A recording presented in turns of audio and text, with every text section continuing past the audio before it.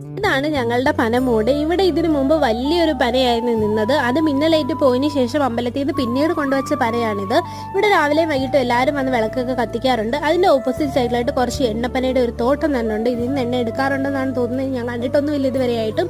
ഞാൻ മുന്നും പറഞ്ഞിട്ടുണ്ട് ഇവിടെ ഫുള്ള് പച്ചപ്പും ഹരിതാപവും ആണെന്ന്. വൈകിട്ട് മഴയൊക്കെ ആയിട്ട് ഞാനും ഉണ്ണിക്കണ്ണനും വെള്ളം കയറിയോന്നൊക്കെ നോക്കാനായിട്ട് ഇറങ്ങിയതാണ്. ഉണ്ണിക്കണ്ണൻ ഇതൊക്കെ ഭയങ്കര ഇഷ്ടമുള്ള ഒരു കാര്യമാണ്, വെള്ളം കയറിയത് കാണാനും വെള്ളത്തിൽ കളിക്കാൻ വേണ്ടിയിട്ടാണ് കേട്ടോ.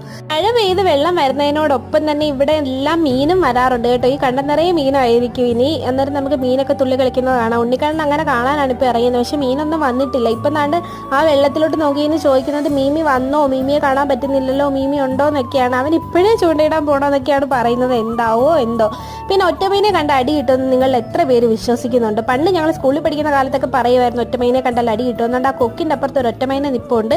ഞാൻ എന്തായാലും കണ്ട് ഞാൻ 10 തെങ്ങ് എണ്ണുകയും ചെയ്തു. ഞാൻ ഇപ്പോഴും എണ്ണാറുണ്ട് കേട്ടോ. നിങ്ങളും വിശ്വസിക്കുന്നുണ്ടെങ്കിൽ എണ്ണിക്കും, ഇല്ലെങ്കിൽ അടി കിട്ടും.